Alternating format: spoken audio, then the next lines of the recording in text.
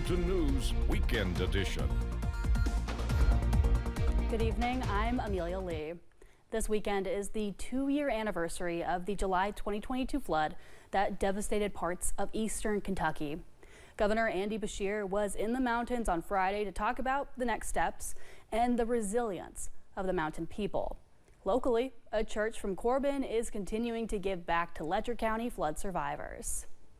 Since the July 2022 flood, a group of volunteers from Parkway Ministries has helped flood survivors in Fleming Neon bounce back. Volunteer Gary Conley says the main way they have helped is by feeding the community. He says they have also helped people rebuild something he wants to do more of.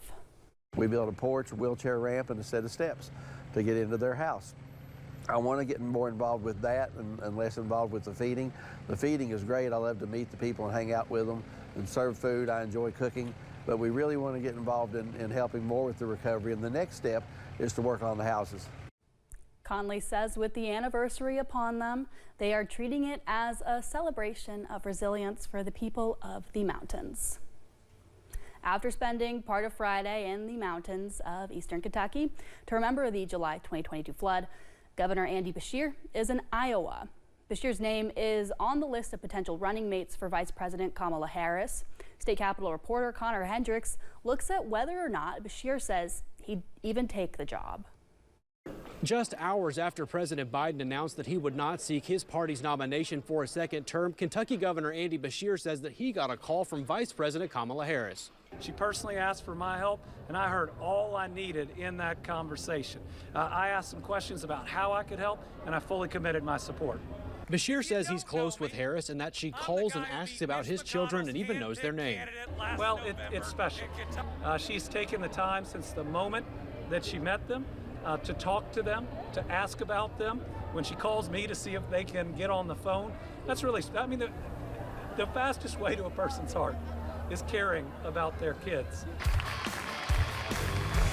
This Iowa Democrats event got little attention when it was announced in June, but as speculation emerged over Beshear's political future, it quickly sold out. Beshear confirms he is being considered as one who could be Vice President Harris's running mate. I'm honored to be considered, but no matter what happens, I'm going to do everything I can between now and Election Day to help Vice President Harris become President Harris. Beshear says he loves his job as governor and would only seek a higher office if he thought he could help Kentuckians more than he currently is able to. The only reason I'd consider anything else is if I felt that I could help the people of Kentucky more in another position, and maybe I could take a little bit of what we've done and work it around the United States of America to lift everybody up. Sunday, Beshear heads to Georgia, where he'll headline an event for Vice President Harris's campaign. Other names being mentioned as potential running mates for Harris include Governor Josh Shapiro of Pennsylvania, Senator Mark Kelly of Arizona, as well as Transportation Secretary Pete Buttigieg. In Des Moines, I'm Connor Hendricks reporting. As stated, Governor Andy Beshear is planning to head to Georgia to campaign for Kamala Harris. Vice President Harris is opening a campaign office in Forsyth County tomorrow. One of the governor's strategists confirms that Beshear will be speaking at the event. While in Breathitt County, Governor Beshear spoke on Vice President Harris and her potential presidential nominee. I believe that Vice President Harris is going to become the president after this election. I believe she's going to do it because she is strong and she is smart, but also because she is kind and has empathy. Listen, I recognize a tough as nails prosecutor. I was an attorney general too, and she has the ability to lead us through all the craziness that we've been living through and get us to a better place. Governor Beshear is the only one of the possible picks for VP on the Harris ticket that will be talking there. That will be tomorrow from 11 to 1. The Harris campaign says in less than a week, it's raised more than $126 million, and polls show the presidential race tightening as the Trump campaign shifts its focus to the new presumptive Democratic nominee. You may have noticed Donald Trump has been resorting to some wild lies about my record. Fundraising today in Massachusetts, Vice President Kamala Harris called her campaign the underdog in the race and addressed the escalating attacks by former President Donald Trump. I'm running against a low IQ individual, her. Who spoke today at a Bitcoin conference in Tennessee. His comments before a crowd of conservative Christians Friday night are also generating new controversy. Christians, get out and vote just this time. You won't have to do it anymore. 4 more years, you know what? It'll be fixed, it'll be fine. You won't have to vote anymore, my beautiful Christians. I love you. The Harris campaign called that a promise to end democracy, while Trump is also getting personal. 3 weeks ago, she was a bum, a failed vice president in a failed administration. Kamala's big lie about the border. His campaign is out today with this new ad in 3 key battlegrounds, including the border state of Arizona. In an exclusive interview with CBS News, Harris campaign manager Julie Chavez Rodriguez signaled that if elected, Harris would continue President Biden's recent restrictions on asylum claims. I think at this point, the policies that are, having a real impact on ensuring that we have security and order at our border are policies that will continue. The Harris campaign kicked off what it's calling a weekend of action to try and mobilize tens of thousands of volunteers across more than 2,000 events in key swing states. Headliners ranging from the second gentleman to some of the Democratic governors under consideration for running mate. Let us get to work. Former President Trump and Senator Vance rallied together tonight in St. Cloud, Minnesota. That's a conservative area in a Democratic-leaning state that their campaign is increasingly focused on this year. Natalie Brand, CBS News, the White House.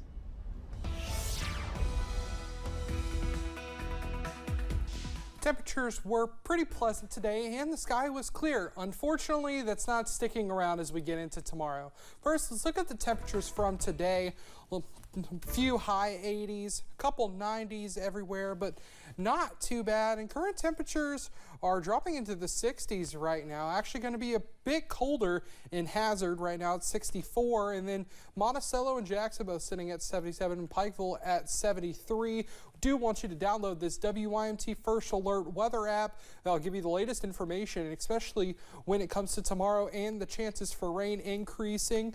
And speaking of First Alert weather days, we do have one on Monday. We are tracking the possibility of some excessive rainfall, which could also lead to some possible flash flooding. We want you to keep an eye out, and I'll have more coming up in your First Alert forecast. Amelia? Thank you, Drake. A woman was arrested on Wednesday evening after a reported assault. The Laurel County Sheriff's Office says officers were called to a home 3 miles west of London on reports of a fight. When they arrived, officers say that they were told a woman pushed another woman, hurting her. 59-year-old Kimberly Cleary of London was charged with assault and taken to the Laurel County Correctional Center. A Jeffersonville man was arrested after reportedly stealing a side-by-side in Clay City. The Powell County Sheriff's Office says they were able to find the side-by-side in Clay City. They say it happened on July 24th. 38-year-old William Beer was charged for the theft. Beer is facing charges of criminal mischief and burglary. Members of a church in Knox County are working to give kids in Letcher County school supplies. For 5 years, members of First Baptist Church Artemis have visited Letcher County to give back to the community. On Sunday, church leaders hosted a mini vacation Bible school for kids in the area, ending the event with giving them a backpack and other school supplies. Pastor Ralph Halcomb says they want to help families during a difficult time. We just feel like, man, that's just key, and just making sure the kids have what they have to be a success in the school year and to have a good school year. And we just thought it may just take a little bit of burden off the parents. Times are tough, the economy's rough, and anything we can do to help, we're just glad to do that. Halcomb says they have also helped repair ramps and paint homes for some people in the community. Letcher County is not the only area getting kids what they need to start the school year. Hundreds of families went to the Pikeville City Park today for the Summer Kids Fest. East Kentucky Dream Center and Ohio Valley Physicians Health partnered to have a back-to-school giveaway. They gave out everything from backpacks and school supplies to clothes and hygiene products. Kids and their parents lined up and were able to take what they needed. Belinda Ratliff with OVP says the day would not be possible without donations from the community. It just shows a lot of people are really concerned about the youth in our community and trying to make sure that they have what they need to get the school year started back right. She says they were able to serve more than 1,500 people, and many items were gone within an hour. Coming up at 11, a Christmas in July event brought the holiday spirit to Pike County. We'll tell you what happened.